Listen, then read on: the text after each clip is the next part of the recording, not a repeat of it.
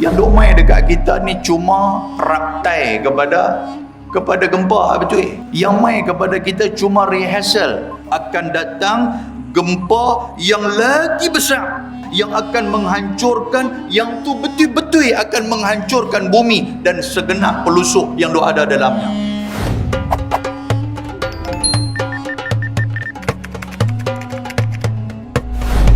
Assalamualaikum warahmatullahi wabarakatuh.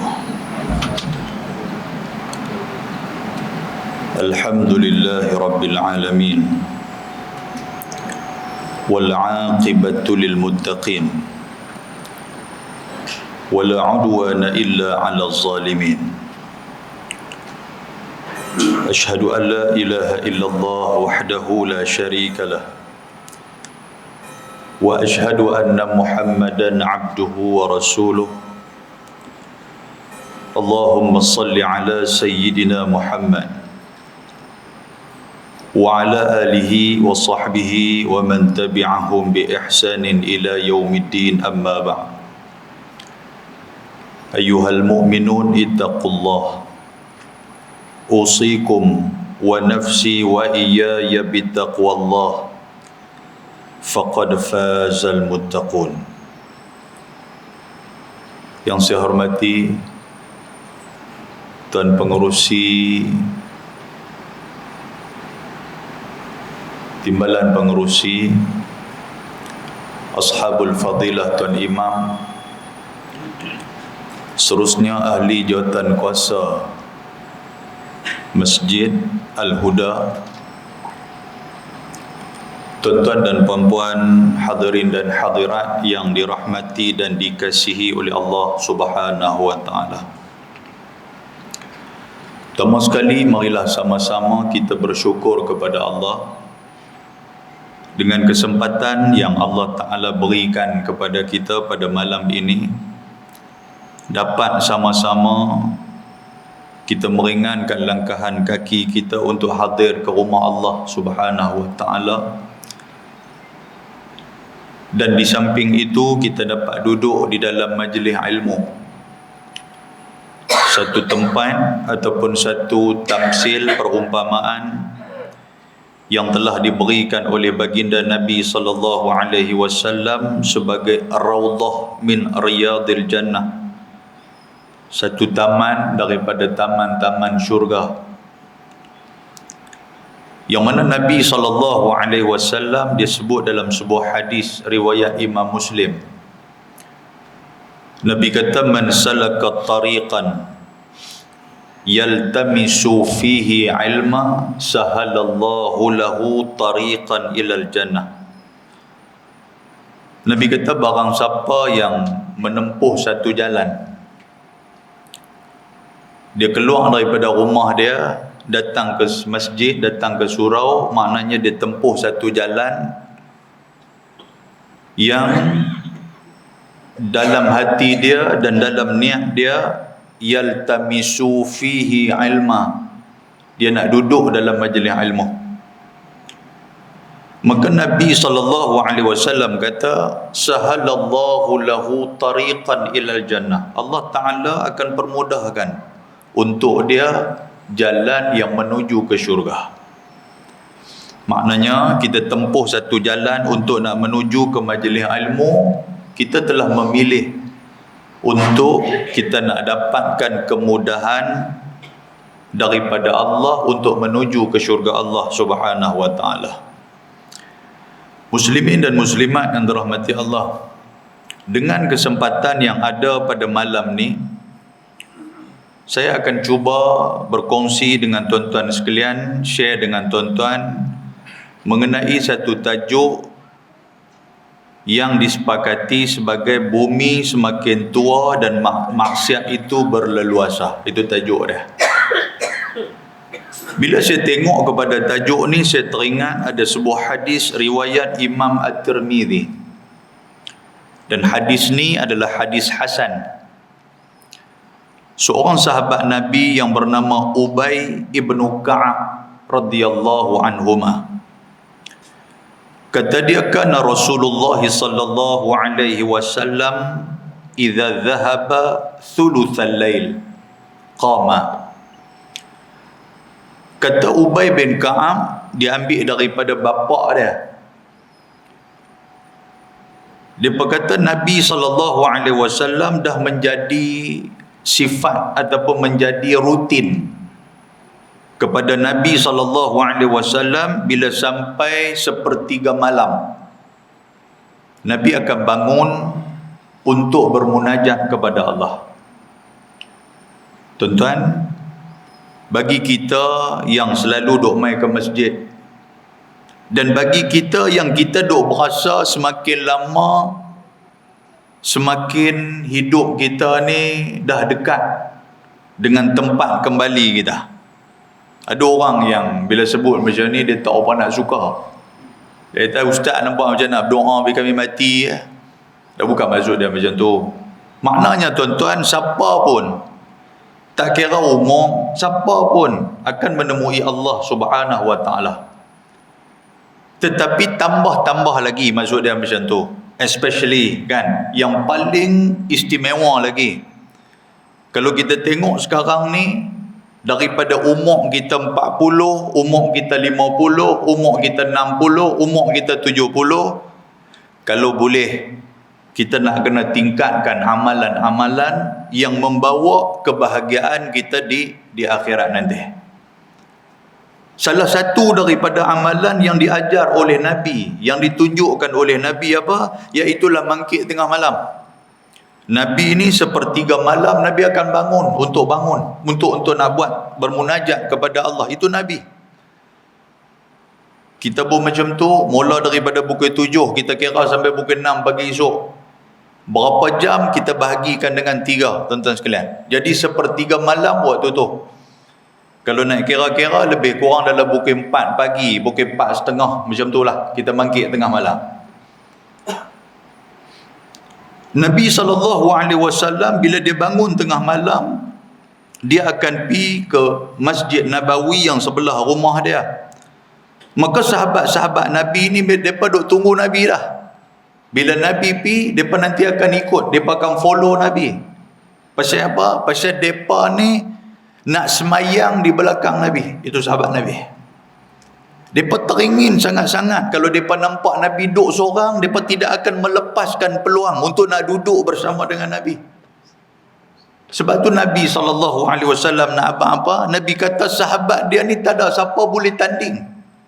Daripada segi tamaknya kepada ilmu, tamaknya kepada pahala, tamaknya kepada amal ibadah, tak ada siapa boleh tanding, kata Nabi.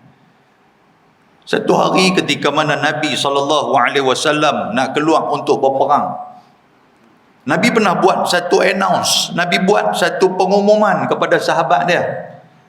Nabi kata barang siapa yang nak berinfak fi sabilillah, ni kita nak keluar perang ni, kita perlukan infak, kita perlukan makanan, kita perlukan ubat-ubatan, kita perlukan kelengkapan untuk nak keluar perang. Siapa yang ada kelapangan daripada segi rezeki, siapa nak bagi silakan. Tuan-tuan, Sayyidina Abu Bakar As-Siddiq, yang nama dia siapa dia? Abdullah ibnu Quhafah. Dia terus angkat tangan, dia kata, ya Rasulullah, saya nak infak seluruh harta saya kepada jalan Islam. Sayyidina Abu Bakar. Nabi tanya dia, wahai Abu Bakar, kalau hang nak bagi semua, apa yang tinggal kepada hang? Abu Bakar kata apa? Dia kata, cukuplah Allah dan Rasul yang ada bersama dengan aku. Memadailah Allah dan Rasul. Itu dia tuan-tuan. Kita pun tak berani macam tu. Bagi semua harta, Nabi lena orang lah. Pakai lena di surau lepas tu. Tapi apa habuan yang dia dapat? Dia dijamin syurga oleh Nabi sebagai al-asharah al-mubashirin bil jannah, sebagai 10 orang antara sahabat Nabi yang masuk dalam syurga yang tidak ada hisab kepada mereka. Terus masuk, meninggal ya, terus pintu syurga dah terbuka untuk Sayyidina Abu Bakar. Apalagi yang dia dapat? Kata Nabi SAW, Abu Bakar akan bersama dengan Nabi bukan takat atas dunia, sampai di syurga pun dia akan rapat dengan Nabi SAW. Apalagi kelebihan yang Abu Bakar dapat. Nabi kata apa? Abu Bakar dia akan langkah masuk dalam syurga selepas daripada aku, kata Nabi. Siapa Nabi, tuan-tuan? Kekasih Allah. Siapa Nabi, tuan-tuan? Dia ni Nabi, dia ni utusan Allah. Tiba-tiba Abu Bakar yang orang biasa ni, Nabi mengiktiraf dia. Kerana apa? Kerana tamaknya dia kepada pahala yang telah dijanjikan oleh Allah Subhanahu wa taala.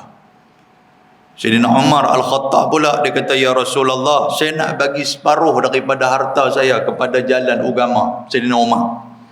Lepas tu mai sahabat-sahabat yang lain bagi kuih sikit kepada jalan Islam. Tapi Nabi kata apa? Yang kata sahabat, ashabi kan nujum, sahabat aku seperti mana bintang yang bergemerlapan. Iman sahabat-sahabat aku, kata Nabi, tak ada siapa boleh tanding walaupun manusia yang paling bertakwa di zaman kita sekalipun. Jadi tuan-tuan sekalian, bila mereka nampak Nabi SAW keluar pergi untuk nak buat qiyamul lail, maka sahabat Nabi pun mereka ikut Nabi. Dalam waktu yang sama, kata Ubay ibnu Ka'ab radhiyallahu anhuma, dia kata waktu tu juga Nabi memberikan sedikit peringatan tengah malam dekat kami. Nabi kata apa? Nabi kata, ayuhan nas, uzkurullah, uzkurullah. Nabi kata ni, sahabat-sahabat, Nabi kata, perbanyakkan kita untuk beribadah dan ingat kepada Allah Subhanahu wa taala. Nabi cerita kepada sahabat. Yang Nabi tahu, kata sahabat dia ni memang duk ingat Allah, memang banyak ingat Allah. Tapi kenapa Nabi cerita macam tu? Kerana untuk nak jadi satu pengajaran buat kita. Yang sahabat Nabi tu, mereka ni dah tengok Nabi, mereka iman, mereka dah tebal, dan mereka masuk dalam syurga dijamin oleh Nabi. Pasal apa Nabi nak suruh lagi mereka tambahkan amal ibadah? Pasal apa? Pasal nak bagi pengajaran dekat kita. Nak cerita dekat kita, kalau sahabat Nabi pun yang dijamin syurga oleh Nabi pun, Nabi suruh tambahkan lagi nilai amal ibadah, suruh banyak lagi ingat Allah Ta'ala, apatah lagi kita pada hari ini. Jangan duk ingat kita duk boleh main surau 5 kali sehari ni duk berasa ahli syurga. Jangan duk ingat macam tu. Jangan duk ingat kita duk boleh bersedekah tiap kali kita main sembahyang fardu. Kita duk ingat kita dah hebat dah, syurga menjadi milik kita. Jangan ingat macam tu. Jangan duk ingat kata boleh duduk, duk talaqi, duk boleh mengaji, duk boleh duduk dalam majlis ilmu, kita duk berasa lebih hebat daripada orang lain. Jangan macam tu. Pasal apa? Kerana Nabi sekalipun, dia cerita kepada sahabat, dia habaq kepada sahabat, walaupun mereka ni ilmu banyak, walaupun mereka ni amal ibadah banyak, mereka tetap disuruh oleh Nabi dan dipesan supaya tambah lagi, sampailah kepada wafatnya mereka. Muslimin dan muslimat yang dirahmati Allah Subhanahu wa taala. Nabi sebut, Nabi kata uzkurullah, ingatlah kamu kepada Allah banyak-banyak, tambah lagi amal ibadat. Dan Nabi kata apa? Ja'atir rajifah. Nabi sebut di sini, Nabi kata pasal apa? Kerana Nabi kata telah datang kepada kita semua ar-rajifah. Rajifah ni apa? Gempa bumi. Kata ulama, ar-rajifah maksud dia gempa bumi yang disertai dengan tufan. Tufan ni apa? Angin ribut. Zaman Nabi dah berlaku. Apa maksud dia tuan-tuan? Maksud dia zaman Nabi, Nabi dah habaq dah. Nabi kata ja'at ar-rajifah. Bila mainnya gempa bumi, maksud dia bumi dia tak larat dah untuk nak mendiami orang di atas dia. Bumi dah tak larat dah. Bumi dah sampai kepada waktu tua. Umur bumi dah sampai tua. Nabi nak apa yang tu? Muslimin dan muslimat yang dirahmati Allah Subhanahu wa taala. Dan Nabi kata lagi tatba'u harradifah. Nabi kata lepas daripada ni, di penghujung umur, yang kata umur dunia ni, Nabi kata tatba'u harradifah, akan datang gempa yang lagi besar. Akan datang yang kata gempa yang akan menghancurkan, yang tu betul-betul akan menghancurkan bumi dan segenap pelusuk yang ada dalamnya. Yang duk main dekat kita ni cuma raptai kepada gempa betul. Yang main kepada kita cuma rehearsal. Ni tuan-tuan, kalau kita ikut sejarah, gempa paling dahsyat ada banyak, ada beberapa gempa. Antara ada yang saya catat di sini di Arica, Peru pada 13 Ogos 1868, yang mana berlakunya gempa tu 9 skala magnitude dan memakan mangsa sebanyak 25,000 orang. Dan waktu tu juga tsunami yang mai, ombak tsunami yang mai tu, dia mai dengan ketinggian 19 meter. Tuan-tuan, waktu tu. Lepas tu pula dekat Rusia, Kamchatka, tu dekat Rusia tu, pada 5 hari bulan 11 1952. Waktu tu saya pun tak ada lagi. Saya pun tak tahu. Tak tahu lah tuan-tuan mungkin ada kot. Dia main 9 skala magnitude juga gempa itu, yang memakan mangsa sebanyak 2,336 orang. Dan tsunami di saat itu sebanyak ataupun setinggi 18 meter. Lepas pada tu pula, yang paling dahsyat tuan-tuan sekalian, yang sampai sekarang kita duk teringat, iaitulah pada 26 Disember 2004. Yang ni tak mana berlaku? Berlaku di Aceh, Nagara Aceh, Darussalam, Aceh no, dekat dengan kita, bukan jauh pun. Yang mana skala Richter ataupun magnitude dia tu lebih kurang 9.1. Tuan-tuan, dia hancur tu 9.1, yang memakan mangsa sebanyak 230,000 orang. 230,000 mati. Dan akhbar-akhbar Indonesia kata apa? Kebanyakan yang meninggal adalah orang-orang tua dan juga kanak-kanak. Tuan-tuan tahu tak, yang kata ombak tsunami yang mai itu tinggi mana? Ada dua pandangan. Pakar meteorologi pun ada, dia ada ya perbezaan pandangan pun, dia serupa dengan ni jugalah. Pendapat ulama meteorologi yang pertama, dia kata setinggi 24 meter. Ada tinggi masjid ni kah? Tinggi lagi kan? 24 meter. Lepas tu ada lagi satu pandangan, dia kata 30 meter. Tinggi punya tu. Allahu Akbar. Dan pada tahun 1964 yang ni, 9.2 di Alaska, 139 orang, dan tinggi 8.2 yang kata tsunami ni. Tuan-tuan yang terdekat dengan kita, bukan dekat di Indonesia, bukan dekat di Aceh, dekat juga dengan kita, Sulawesi Tengah. Pada tahun 2018, gempa bumi Sulawesi Tengah yang magnitude dia lebih kurang dalam skala 7.5 skala Richter. Kurang tuan-tuan sekalian. Tapi yang kata fakta menarik yang ada di sini, tsunami yang main itu lebih kurang 6 meter. Dia tak tinggi serupa dengan Aceh tu. Dia tak tinggi, 6 meter ya. Cuma nak abang apa tuan-tuan sekalian? Nak abang kata benda ni terjadi ketika mana amaran Allah Ta'ala dilupakan dan tidak diendahkan. Dia main ni waktu bila? Dia main ni ketika 2018, 28 September. Waktu tu mereka telah merayakan yang dikatakan perayaan ataupun festival Nomini Palu. Dalam festival tu, mereka buat ritual-ritual, 11 ritual-ritual yang melibatkan amalan-amalan syirik. Sedangkan pada tahun 1913, amalan tu telah dibuang. Ulama yang balik daripada Mekah, ulama yang balik daripada Madinah, ulama yang balik daripada Timur Tengah, mereka buang semua amalan karut-karut, amalan syirik ni mereka buang. Amalan nenek moyang mereka buang. Tiba-tiba 3 tahun sebelum berlakunya tsunami di Palu, Sulawesi Tengah tu, amalan tu dihidupkan semula. Pasal apa tuan-tuan sekalian? Pasal mereka mengatasnamakan kebudayaan. Benda ni benda untuk nak tarik pelancong. Benda ni benda budaya. Benda ni benda adat yang perlu kita jaga. Sebab ada istilah, orang Melayu pun pakai istilah tu. Istilah apa? Biar mati anak, jangan mati adat. Dia pakai yang tu. Jadi adat-adat hak lama apa semua ni tuan-tuan dihidupkan kembali. Saya nak sebut kepada tuan-tuan sekalian fakta ni, pasal saya pun main jauh dan buat main fakta kepada tuan-tuan, tak sebut tak seronok. Sekejap lagi duduk ceramah seorang-seorang dalam kereta. Jadi saya nak cerita kepada tuan-tuan apa jadi. Sebab saya nak relatekan dengan cerita ataupun tajuk kita ni.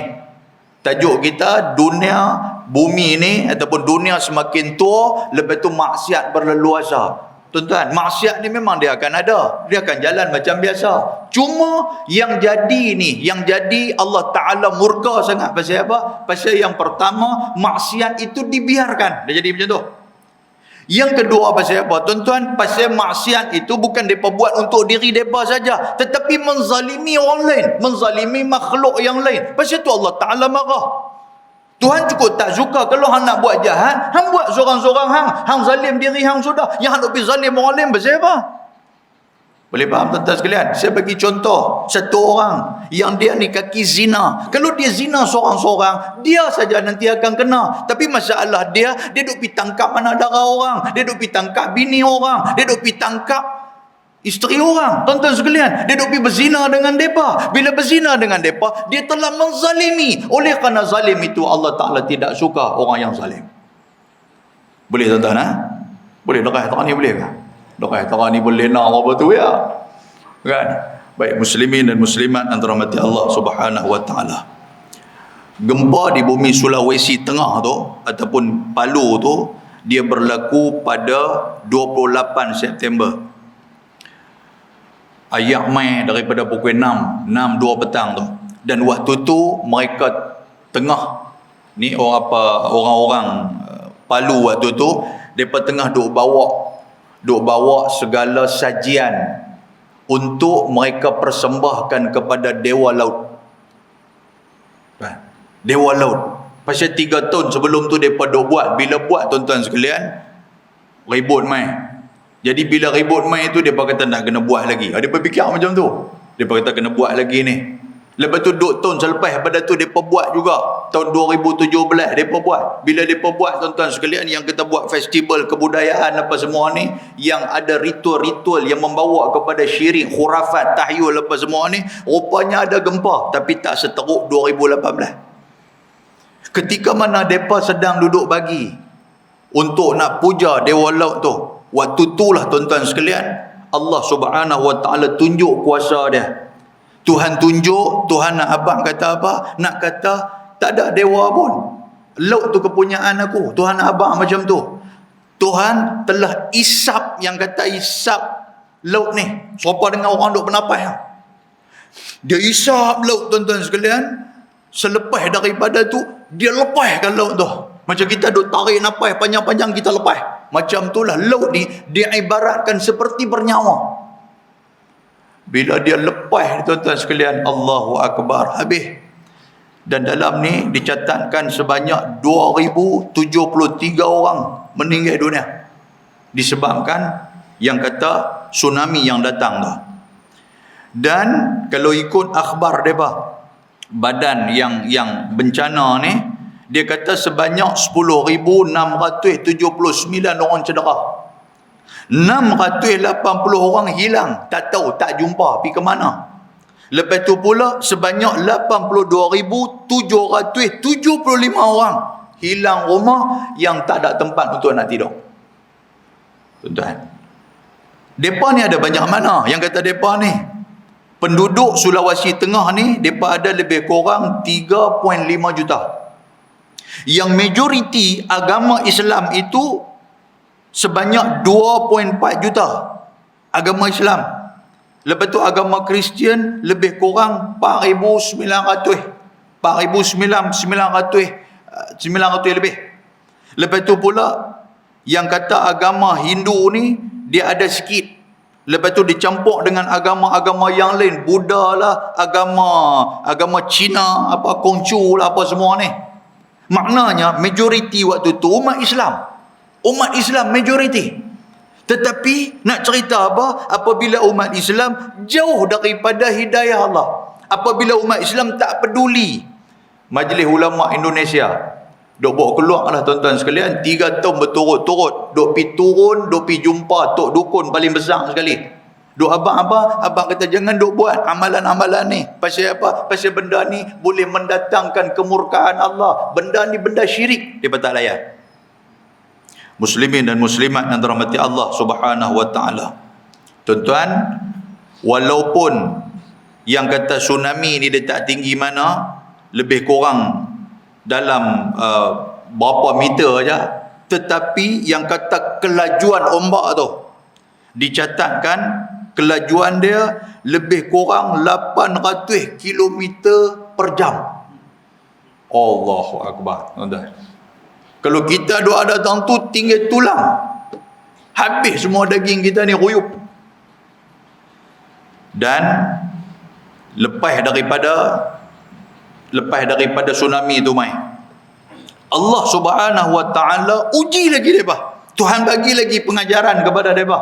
Apa dia pengajaran dia tuan-tuan sekalian? Setelah gempa berlaku, setelah laut dia meluahkan ataupun dia memuntahkan yang kata air ni yang begitu laju sekali, lepas daripada tu tanah depa pula terjadi liquefaction. Apa dia liquefaction? Dia jadi tanah tu dia jadi lembut dan dia telan segala rumah, segala orang yang ada. Dicatatkan hampir 1,700 rumah yang tertelan. Duk nampak, depa nampak tuan-tuan sekalian, depa nampak ni rumah ni duk elok. Bukan kata rumah hancur. Rumah ni telan pelan. Mula duk nampak besar, tiba-tiba duk nampak dinding ya, lepas tu duk nampak bumbung, lepas tu dengan bumbung-bumbung pun hilang. Allahu akbar, tabarakallah. Dan dinyatakan di sini bahawasanya tanah tu dia menjadi cayang dan panas tuan-tuan sekalian. Ni Allah Taala tunjuk punya kuasa ni. Ratusan ribu dikhabarkan terkubur di dalam tu dan tak jumpa dah. Muslimin dan muslimat yang dirahmati Allah. Depa buat amalan apa ni tuan-tuan sekalian? Depa buat nama tajuk, tuan-tuan boleh Google pun ada kan. Sagi sambil-sambil nak balik rumah ke apa ke Google pi. Koko ustaz cakap ni mohon. Kadang-kadang orang duk kata ustaz ni betul ke? Tuan-tuan Google, depa buat amalan kebudayaan depa Indonesia berbudaya dan beradat Persona Palu Nomoni 2018. Mula daripada 28 sampai 30 September. Apa tentatif pengisian acara dia apa tuan-tuan sekalian? Dalam pelaksanaan tu dia ada ritual. Sebelum depa nak buka, depa ada menari lah apa semua ni, depa ada satu tok bomo hebat lah. Tok bomo ni kira orang besar macam tu. Dia nanti akan keluar. Dia ni ritual itu dipimpin oleh dukun ataupun tetua yang disebut sebagai Tina Nubalia. Itu nama dia tu. Balia ni maksud apa tuan-tuan? Maksud dia duk buat ritual tu lah. Dia ada balia 1, balia 2, balia 3, sampailah balia 11. Kan? Dan proses dia akan siapa-siapa mula-mula tu, siapa-siapa tentatif mula tu adalah untuk nak mengubati orang. Siapa yang sakit boleh mai pada malam tu dan akan disapu minyak wangi ke tubuh depa ni. Selepas sapu minyak wangi, depa akan ambil ayam. Yang ni yang kata buat zalim ni. Depa ambil ayam dan ambil kambing. Pegang ramai-ramai, lepas tu akan keluar 5 orang, 6 orang maklum-maklum ni, orang tua-tua ni, yang mana pakai pakaian putih sambil duk pegang tombak. Bila keluar, mereka akan cucuk kambing dan juga cucuk ayam tu. Yang ni yang zalim. Kambing pun duk bunyi tuan-tuan sekalian. Ya duk kena cucuk. Dan darah tu tuan-tuan sekalian akan dioles ataupun darah tu akan dilumuk kepada orang yang sakit. Lepas tu pula ayam dan juga kambing tu akan dibawa untuk nak mempersembahkan kepada dewa laut yang duk jaga mereka ni. Masya Allah, tabarakallah. Muslimin dan muslimat yang dirahmati Allah Subhanahu wa taala. Tuan-tuan, daripada 46 kampung yang ada sebanyak 8 daerah, semua ni pakat duduk berkampung 4 hari 5 hari ni, dan ada 11 ritual yang ritual itu adalah ritual memanggil nenek moyang dulu supaya masuk dalam badan dia balik. Oi, kaut cerita dia ni. Saya pun tak tahu macam mana, tapi saya bila tengok-tengok ni dia menarik. Saya pun duduk tengok video. Tuan-tuan tengok tekan YouTube pun ada. Hak saya sebut ni ada. Tuan-tuan tekan YouTube Palu ataupun Nomoni Palu. Tuan-tuan tulis yang tu. Sekejap lagi dia akan keluar video ni. Macam mana ada satu tok dukun, dia pegang satu kambing, lepas tu dia pegang ayam, lepas tu ada orang duk pegang tombak sambil duk menari, sambil duk menyanyi, duk pusing-pusing, sekejap lagi dia pergi cucuk ayam dengan kambing tu. Dan darah tu tuan-tuan sekalian akan diletakkan di badan orang hak sakit ni. Kemudian ayam, kambing apa semua tu mereka akan persembahkan di laut. Allahu Akbar, tabarakallah. Muslimin dan muslimat yang dirahmati Allah. Baik, yang tu cerita kes dia, fakta kes dia macam tu. Fakta dalam Islam pula cerita macam mana Allah Ta'ala sebut dalam surah Asy-Syura ayat 30. Tuhan kata apa? Tuhan kata wa ma asabakum min musibatin fabima kasabat aydikum wa ya'fu an katsir. Tuhan abang kat kita siap dah. Tuhan kata sebenarnya musibah yang ditimpakan ke atas hangpa, tak kira lah musibah apa pun tuan-tuan sekalian, tak kira lah musibah gempa bumi ke, banjir besar ke, dia main ribut taufan ke, apa saja musibah. Tuhan kata apa? Tuhan kata wa ma asabakum min musibah, dan apa saja musibah yang ditimpa hamba, fabima kasabat aidikum, sebenarnya semua tu datang daripada tangan-tangan kamu. Maknanya musibah yang aku buat main, kata Allah Ta'ala ni, bukan aku saja nak buat main, tapi oleh kerana hampa yang buat perangai, yang buat satu benda yang tak senonoh, yang buat satu perkara yang mendatangkan kemurkaan aku. Pasal tu aku bawa main ke hamba, aku datangkan kepada hamba. Apa saja musibah yang main ni, Allah Ta'ala tidak mau zalim kita. Tuhan dia bukan zalim. Sehingga kan Allah Ta'ala kata apa? Inni haramtu zulma ala nafsi, dalam hadis riwayat, hadis kursi.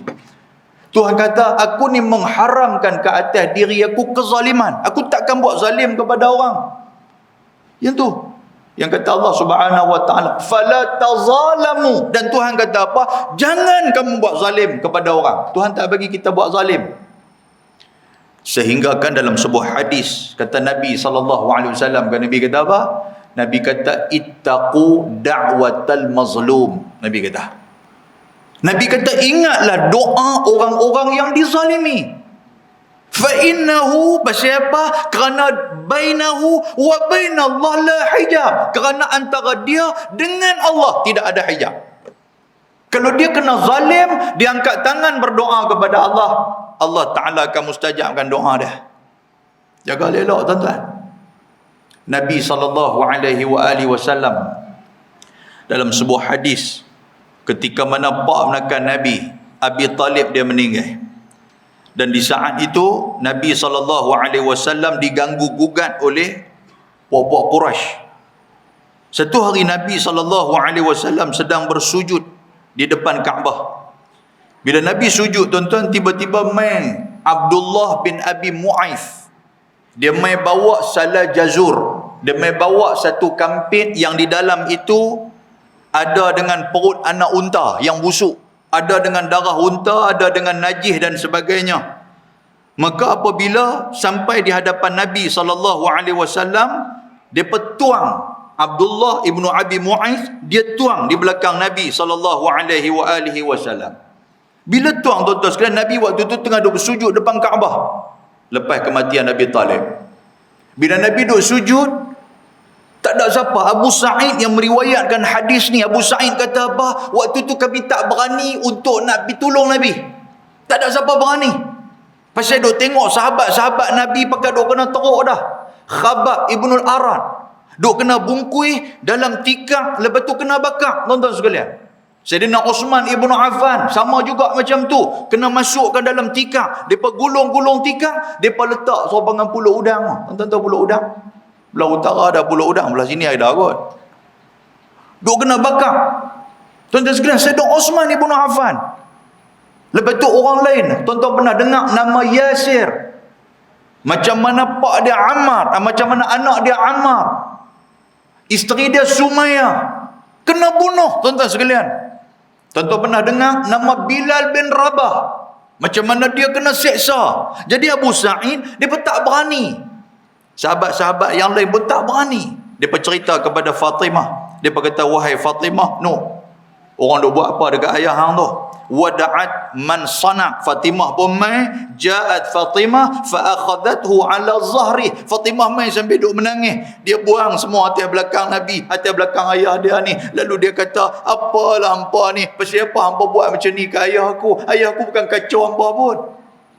Tuan-tuan. Dan di saat itu, kata Abu Sa'id Al-Khudri, Nabi yang tengah bersujud, Nabi angkat kepala dia. Bila Nabi angkat kepala dia, Nabi membacakan doa, Allahumma alaika mala'a min Quraisy. Nabi sebut macam tu. Pasal pok-pok ni lah yang duduk buat rancangan untuk nak berkenal Nabi.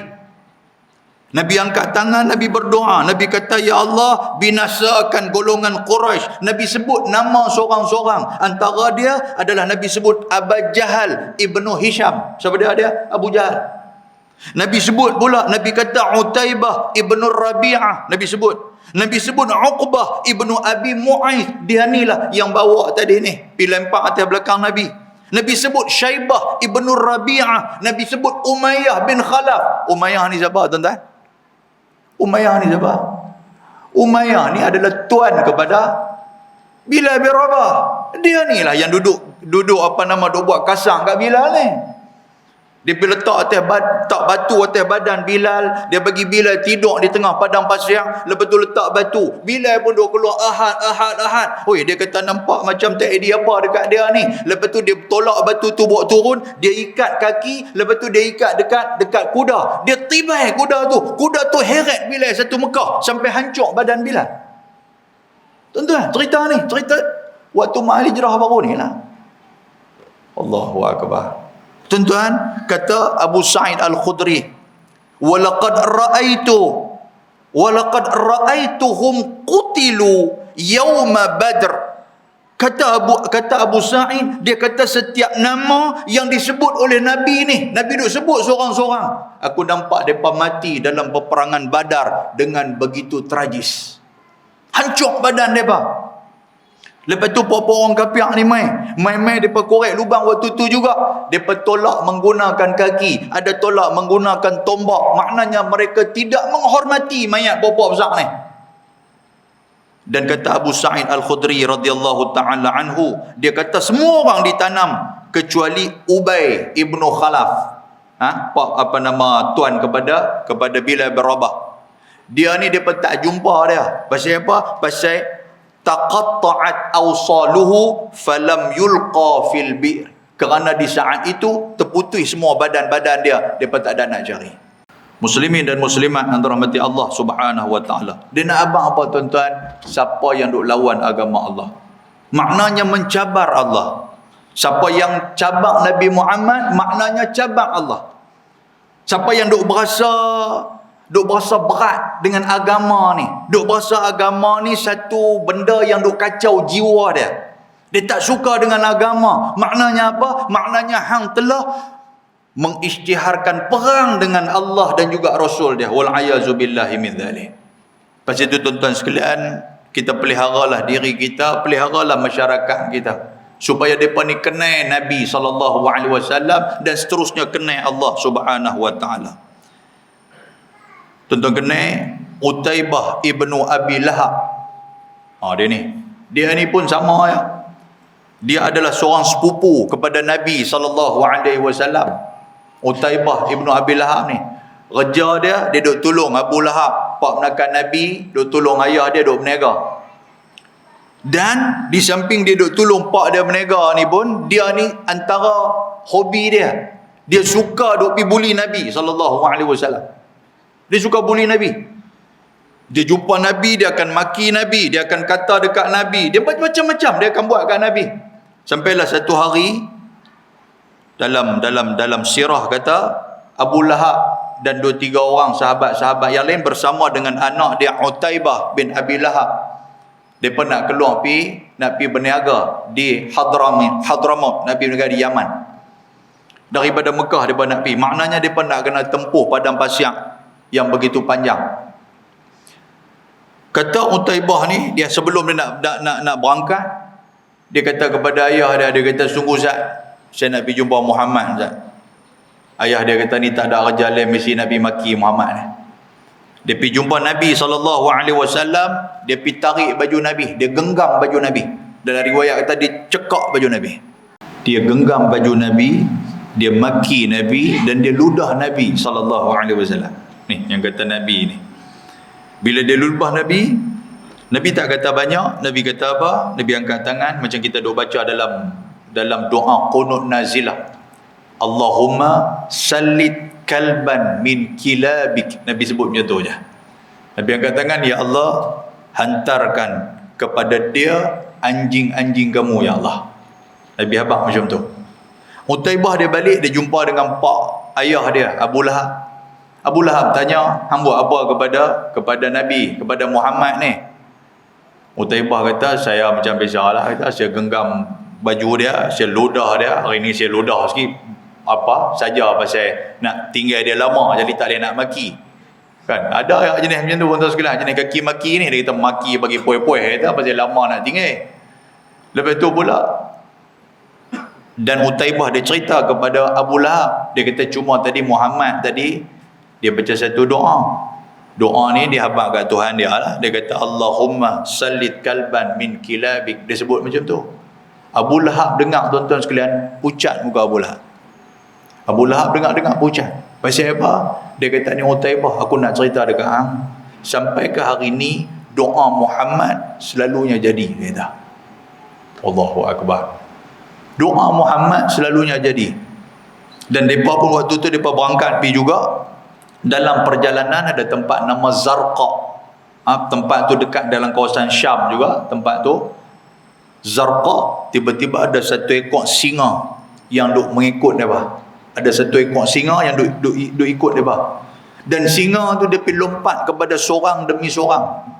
Dia pergi lompat kepada Abu Lahab, dia duk cium-cium Abu Lahab apa semua, bukan dia. Dia lompat kepada orang lain, duk cium-cium, bukan dia. Sampai kepada Utaibah bin Abi Lahab, dia sampai dia terus gigit dan terus makan Utaibah bin Abi Lahab. Nak abang apa tuan-tuan? Pasal duk hina Nabi SAW. Muslimin dan muslimat yang dirahmati Allah Subhanahu wa taala. Tuan-tuan, hadis kita panjang ni, tapi saya cuba ringkaskan kepada tuan-tuan lah.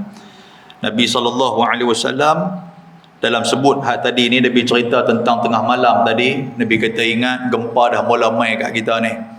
Dan Nabi kata akan datang tatba'uha radifah, akan datang satu gempa yang betul-betul dahsyat. Nabi kata. Yang ni tuan-tuan boleh rujuk dalam surah Zalzalah untuk nak tahu macam mana kita berada dalam keadaan gempa tu.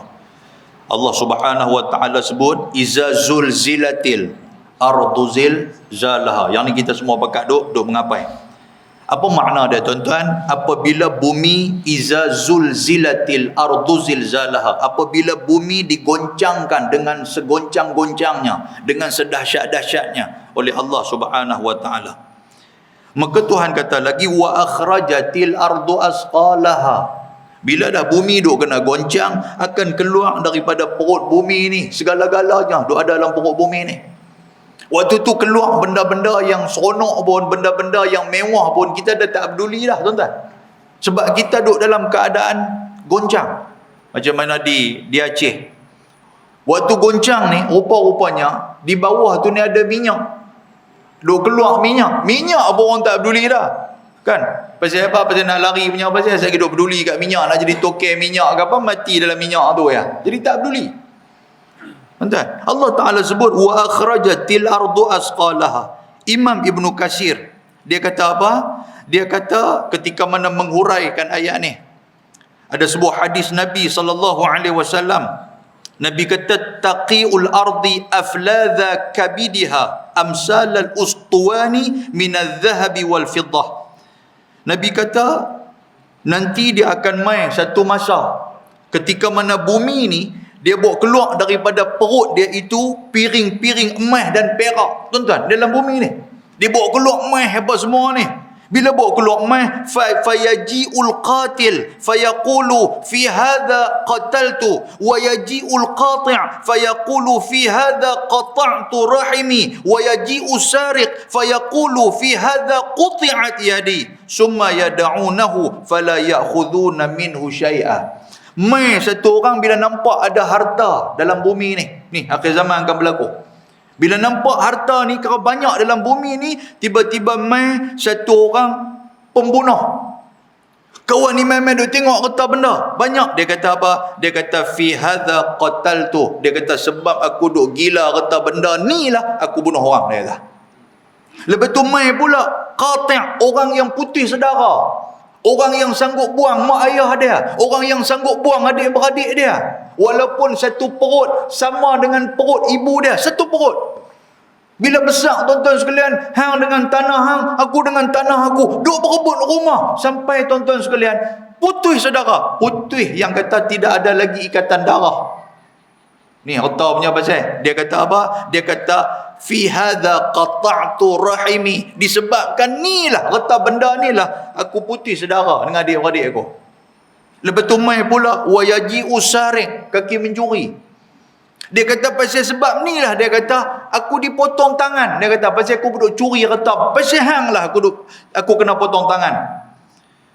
Kemudian kata Nabi SAW, summa yada'unahu, mereka membiarkan harta itu, fala ya'khuduna minhu syai'a, tak ada siapa pun ambil. Pasal apa? Pasal mereka duk nampak ada satu kerja yang lagi besar untuk mereka nak tempuh, tuan-tuan. Apa dia? Iaitulah berdiri di hadapan Allah Subhanahu Wa Taala. Kita pun waktu gempa, tuan-tuan sekalian, tuan-tuan tak peduli ke kereta mahal yang baru beli tu, expander ke apa ke, baru beli kan, boleh beri kata gempa, tuan-tuan sekalian, dekat Shah Alam ni, nak abang kat orang lekas-lekas bawa lari kereta apa no, ayang duk main dah tu. Tak peduli lah tuan-tuan sekalian. Bukan takat tak peduli, sampai aurat kita sendiri pun kita tak peduli. Benda ni Aisyah pernah tanya Nabi SAW.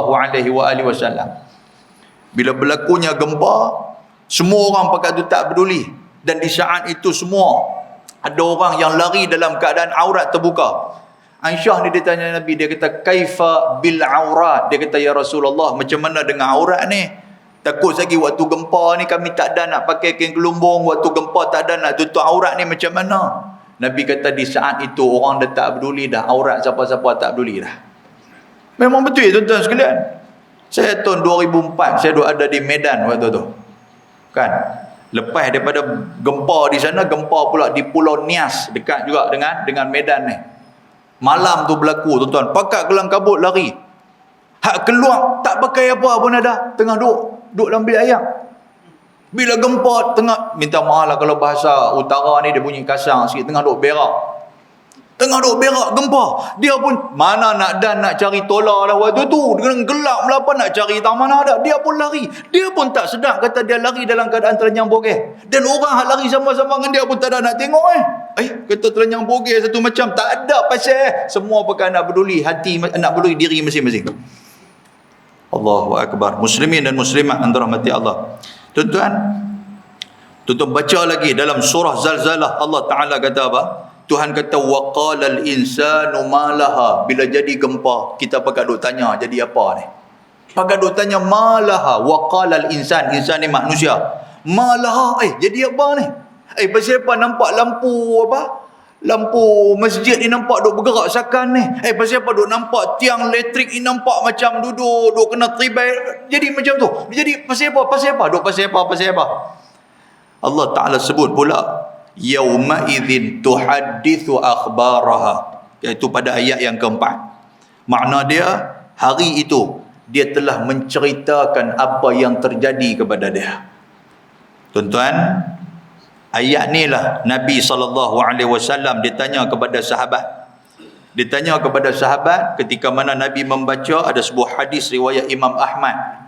Nabi baca qara'a Rasulullah sallallahu alaihi wasallam fi hadhihi al-ayah yauma idzin tuhaddithu akhbaraha. Ingat tuan-tuan ayat ni. Pada hari ini telah menceritakan kepada Allah Ta'ala apa yang jadi kepada dia. Lepas tu Nabi tanya kepada sahabat, Nabi kata atadruna ma akhbaruha? Nabi kata, hampa tahu tak yang kata hari tu, ayat ni Allah Ta'ala cerita, kata hari tu menceritakan. Maknanya hari tu bercakap. Apa makna hari tu bercakap ni, makna apa? Adakah ketika mana berlaku gempa? Adakah ketika mana berlaku kiamat? Pakat duk cakap dengan kita kah? Duk abang kata, jangan duk pipi lari ke belah sana. Ayat adakah? Pokok nak pergi habang. Adakah? Tak ada. Bukan cerita dia macam tu. Nabi tanya kepada sahabat jawab, qalu Allah wa rasuluhu a'lam. Kami tak tahu ya Rasulullah, Allah dan Rasul lagi tahu. Yang kata hari itu dia cakap apa? Kata Nabi SAW, fa in akhbaraha an tashhada ala kulli 'abdin wa amatin bima 'amila ala zahriha. Oh, yang ni yang paling kita takut. Rupanya hari itu, kata Nabi SAW, duk pergi mengadu kepada Allah. Apa dia duk pergi mengadu kepada Allah ni? Bumi mengadu kepada Allah, tanah mengadu kepada Allah, pokok mengadu kepada Allah, jalan mengadu kepada Allah, masjid mengadu kepada Allah. Apa saja atas dunia ni semua mengadu kepada Allah. Apa yang depa mengadu? Depa mengadu antashhada ala kulli 'abdin wa amatin. Depa duk cerita apa yang duk jadi kepada depa. Apa yang telah laki dan perempuan, yang umat manusia ni, yang kata umat Nabi Muhammad ni, duk buat apa atas mereka? Mereka cerita kepada Allah Subhanahu Wa Taala. Maknanya apa? Menjadi saksi di hadapan Allah. Mereka cerita sekian. Dan Nabi kata apa? Nabi kata, antaqul amila kadha wa kadha yauma kadha wa kadha fahadhihi akhbaruha. Nabi kata mereka cerita dengan begitu detail. Ni, tuan-tuan masuklah masjid ni. Bila masuklah masjid, Tok Guru dulu, dia pegang hadis ni. Tok Guru dulu kata apa? Kalau masuklah masjid, jangan duduk setempat. Boleh faham? Jangan duduk setempat. Jangan duduk satu tempat.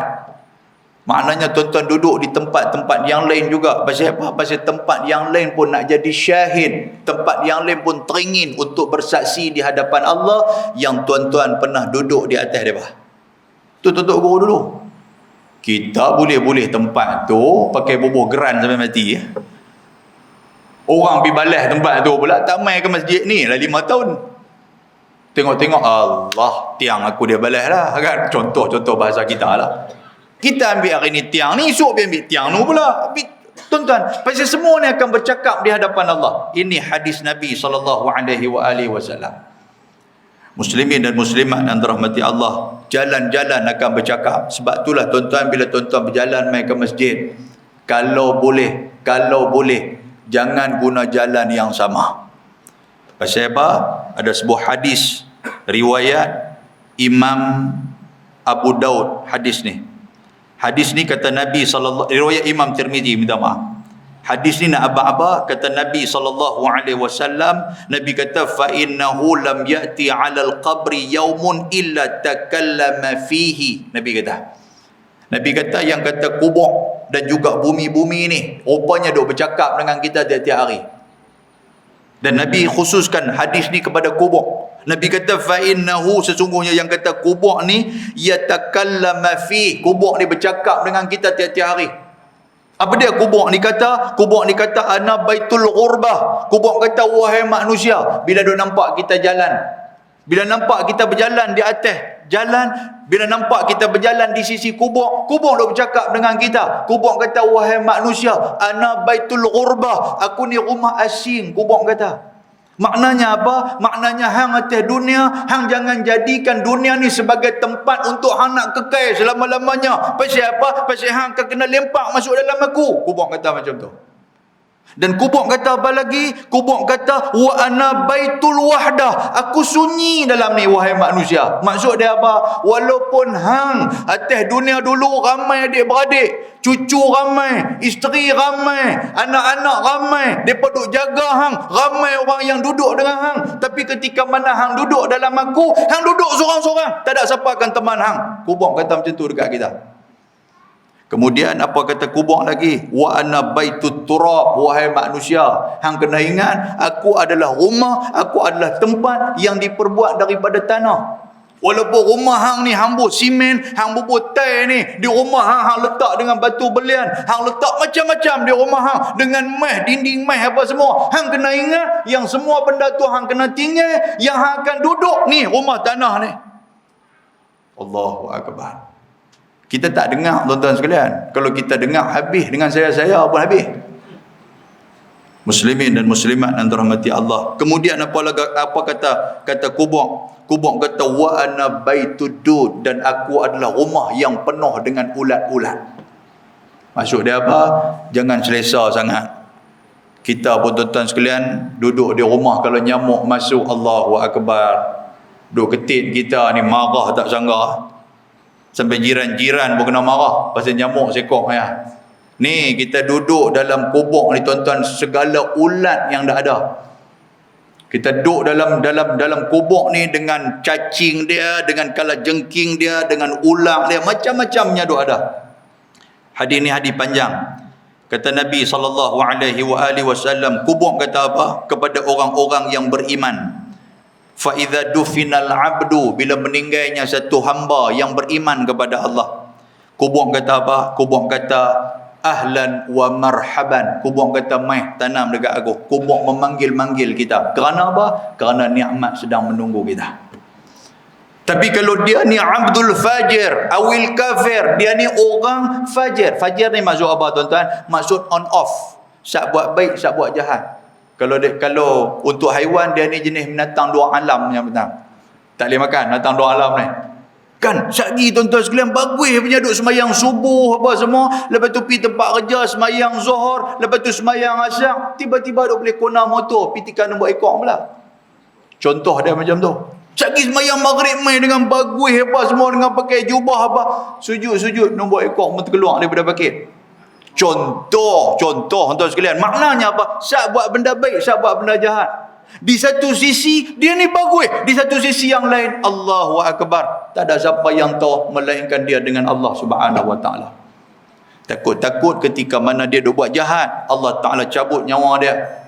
Pasal hadis Nabi SAW kita baca yang mula-mula tadi, selepas Nabi ajak kita kata akan berlaku gempa, Nabi habaq pula apa? Nabi kata ingatlah mati kamu, ingatlah mati kamu. Nabi kata 2 kali tuan-tuan sekalian.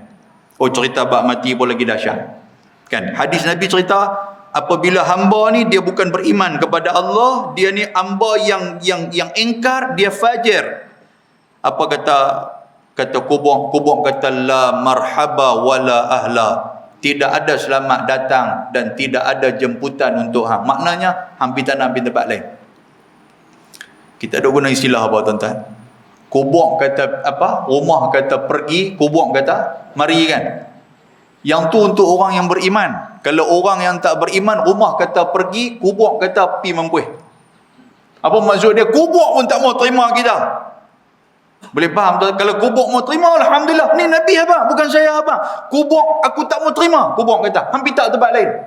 Pasal apa? Pasal hang adalah orang yang duk berjalan di atas dosa, yang duk ada di atas belakang aku. Itu yang disebutkan oleh kubur. Baik muslimin dan muslimat yang dirahmati Allah Subhanahu wa taala. Nak cerita apa kat kita tuan-tuan? Bahawasanya tanah kita juga akan bercakap, menjadi saksi di hadapan Allah.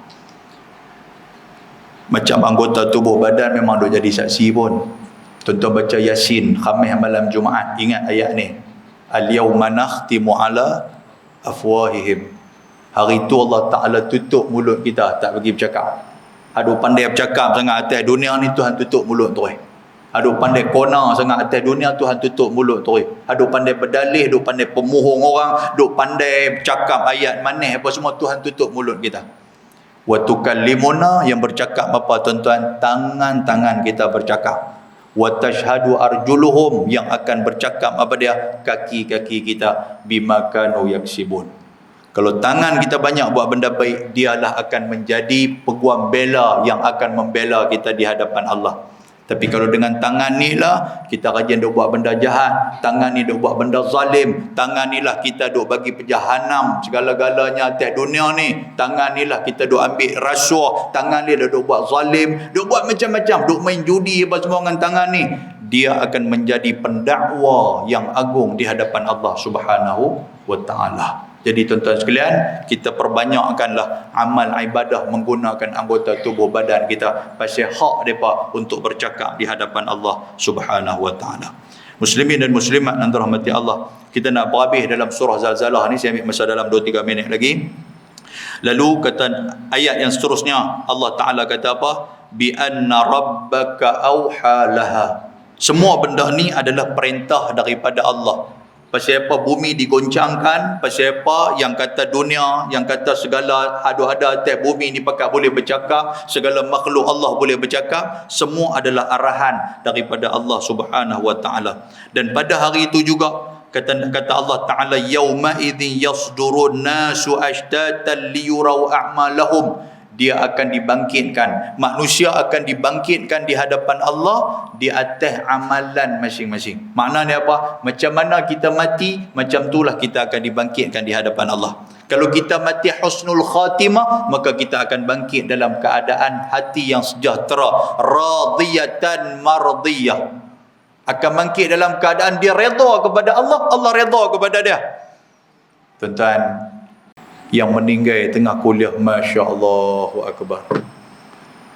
Tuan-tuan, agak-agak kita boleh ke meninggal waktu ni duduk dengan kuliah ni? Boleh ke lagu tu? Cuba minta kepada Allah, kita duk minta husnul khatimah, husnul khatimah. Tengah duduk dengar kuliah, tuan-tuan sekalian, pejam-pejam mata, orang duk ingatkan tidur, habis kuliah orang gerak lah haji, mungkin semayang Isya haji, tengok-tengok jatuh meloreh. Masya Allah. Tuan-tuan, mati yang dicemburui. Tengah duduk sujud ni, tengah duduk sujud dalam semayang, orang dah Tok Imam dah tahiyat, dah bagi salam, dia duduk sujud lagi ni. Tok Imam pun dah angkat tangan doa apa semua, tengok-tengok, Tok Haji duduk sujud, tak habis lama dia duduk minta dalam sujud dia ni, minta apa tau. Kan, pegang-pegang tuan-tuan, tengok-tengok meloreh jatuh. Masya Allah, mati yang dicemburui. Yang kita takut ni apa tuan-tuan? Mati tengah duduk bergaduh dengan orang. Yang kita takut mati apa? Mati tengah duk maki Islam. Yang kita takut mati tengah duk buat apa? Mati tengah duk maki ni Tok Imam lah, apa ni, ustaz-ustaz duk maki ni, apa ni Islam ni, duk maki. Yang ni kita takut. Mati dalam keadaan tengah duk buat apa? Tengah duk buat maksiat. Yang ni lah dalam doa, wala takhtim alaina bisu'il khatimah. Ya Allah, kami tak maulah mati dalam keadaan su'al khatimah, tak mau. Sebab kita akan dibangkitkan di hadapan Allah. Tuan-tuan, dalam surah Yasin sendiri cerita apa? Orang yang mati su'ul khatimah, dia bangkit-bangkit, qalu ya wailana man ba'athana min marqadina. Ayat tu jumpa tak? Dalam Yasin? Tak jumpa lah lena awal. Tok Khalifah seorang yang duk baca, kita lena, kita jaga-jaga tu, innama amruhu idza, lepas tu sambil duk tengok ayat kita tu, kan takut-takut orang pergi curi ayat Yasin kita. Kan, tak jumpa lah ayat tu. Qalu ya wailana. Tuan-tuan tahu tak ayat tu cerita apa? Ketika mana Allah Ta'ala suruh, yang pertama sekali, tiupan kali pertama, sangkakala ni hancur habis-habis semua, termasuk dengan malaikat Israfil pun hancur. Yang kata tiupan ni, in kanat illa sayhatan, tu sayhah tu, hancur. Lepas tu Allah Ta'ala hidupkan malaikat Israfil. Bila hidup tuan-tuan sekalian, malaikat suruh dia tiup, in kanat illa sayhatan wahidatan fa idahum jami'un ladaina muhdarun. Kita pakat bangun daripada kubur kita masing-masing, pakat bangun daripada tanah kita di tanah masing-masing. Sambil mata kita, tuan-tuan sekalian, kita menggesel-geselkan mata. Kita kata apa? Qalu ya wailana, celakalah kita, celakalah kita. Man ba'asana min marqadina. Siapalah yang menghidupkan kita, yang nak bagi gerak kita daripada tempat tidur kita ni? Hadza ma wa'adar rahman. Inilah Allah Ta'ala yang telah dijanjikan oleh Allah, wasadaqal mursalun, dan benarlah para rasul yang diutuskan oleh Allah. Maknanya apa tuan-tuan? Menyesal tak mau bangun, duk ingat ke kubur ni selesai dah. Dia bangkit-bangkit, mereka akan berjalan tuan-tuan menuju ke padang mahsyar. Fa idahum jami'un ladaina muhdarun. Muhdarun ni maksud dia berjalan ramai-ramai, sunyi sepi, walaupun manusia penuh waktu tu tuan-tuan. Kita jarang duk dengar. Kan? Walaupun orang ramai tapi sunyi sepi, jarang duk dengar. Kecuali hari Jumaat ketika Tok Khatib baca khutbah. Kan, Tok Khatib amma ba'd, dia senyap, sunyi lah. Kan? Oh, dia kata dengar sungguh depa ni. Tengok-tengok lena. Raja lena yang kita ni. Ya Allah, tabarakallah. Tak apalah muslimin dan muslimat yang dirahmati Allah. Kita akan bangkit di atas amalan kita masing-masing. Baik, saya nak habis dah ayat ni. Allah Ta'ala kata apa? Kita akan berjalan liyurau a'malahum, sambil kita melihat amalan-amalan kita. Faman ya'mal misqala dzarratin khairan yarah. Ingat ayat ni, siapa yang buat satu amalan yang baik walaupun besar zarah, Allah Ta'ala akan tengok, Tuhan nanti akan balas. Wa man ya'mal misqala dzarratin syarran yarah. Siapa yang buat satu amalan yang baik walaupun besar amalan yang jahat walaupun besar zarah, Tuhan akan tengok, Tuhan akan balas. Tuan-tuan, penghujung daripada perkongsian ilmu saya pada malam ni, dua ayat ni nak apa-apa, jangan kita anggap rendah amalan kecil yang kita buat. Jangan kita anggap rendah amalan kecil yang kita buat, dan jangan kita anggap kecil dosa kecil yang kita rasa kecil kita buat. Boleh faham tuan sekalian? Maksud dia amalan kecil ni maksud apa? Tuan-tuan mai ke masjid, tuan-tuan pergi susun kasut orang. Kan susun kasut tu. Allah, susun kasut ni bukan ada apa pun. Duk ingat macam tu. Tuan-tuan, rupanya di sisi Allah benda tu besar. Kan? Kita mai bilik ayam contoh ada ke tandas. Bila masuk dalam tandas, tuan-tuan, antara dalam tandas ni paku tak ada. Contoh dia lagu tu lah. Tapi tandas tuan-tuan ada paku, alhamdulillah, walaupun paku tak penuh. Kan? Paku ni untuk apa? Untuk tempat nak gantung baju, seluar apa semua. Kan? Macam orang-orang jenis saya ni kalau masuk bilik ayam, saya suka londes semua. Bila londes semua, tak ada tempat nak letak kat mana? Letak atas kepala. Tuan sekalian, bila letak atas kepala nak kencing pun duk imbang lagu tu lah. Kan? Tiba tuan-tuan tengok, oh ada paku. Tuan-tuan buh paku. Satu paku aja tuan-tuan buh. Betul tak? Satu paku aja. Tapi benda tu manfaat tu selagi mana orang duk guna, tuan-tuan meninggal lama dah pahala sampai kepada tuan-tuan, walaupun paku itu hanyalah paku jamban. Bayangkanlah. Maknanya apa? Tuhan kata apa? Jangan duk anggap benda kecil ini kecil. Pasal apa? Pasal di sisi Allah mungkin benda tu besar. Dan jangan anggap yang hampa rasa dosa ni, yang kata dosa kecil itu kecil, duk mengumpat orang, alah berdosa kecil ya tu, tak apa kita kumuk-kumuk dengan ayam masjid hilang ha? Jangan duk anggap macam tu. Boleh faham tuan sekalian ha?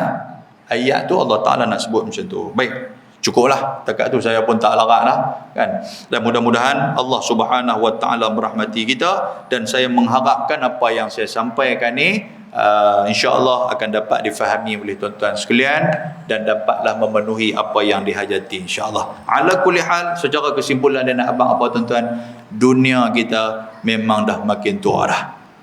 Saya tak petiklah cerita kata Nabi Muhammad pergi jumpa satu perempuan tua tu. Pasal hadis tu bila cari-cari tuan-tuan tidak ada dasar dia. Dan bila cari ni kata perempuan tua duk panggil Nabi Muhammad pakai gelang meh lah apa semua ni kan. Jadi bila cari-cari tak ada la aslalaha. Hadis tu kita tak tahu main daripada mana. Jadi saya tak cerita lah. Baik, kita berhenti dekat ni tuan-tuan. Terima kasih banyak di atas perhatian tuan-tuan. Minta maaf terlajak waktu, terlajak kata, terlanjur bicara. InsyaAllah kita berjumpa lagi. Aqulu qawli hadha wa astaghfirullahal azim. Assalamualaikum warahmatullahi wabarakatuh. Bismillahirrahmanirrahim. Alhamdulillah, salatu wassalamu ala Rasulillah wa ala alihi wa sahbihi wa man tabi'ahu wa nasarahu wa wala. Allahumma faqihna fid din wa 'allimna at-ta'wil wa hdina siratakal mustaqim. Rabbana atina fid dunya hasanah wa fil akhirati hasanah wa qina 'adzaban nar. Wa sallallahu wa sallama alaihi. Alhamdulillahi rabbil alamin. Taqabbalallahu minkum.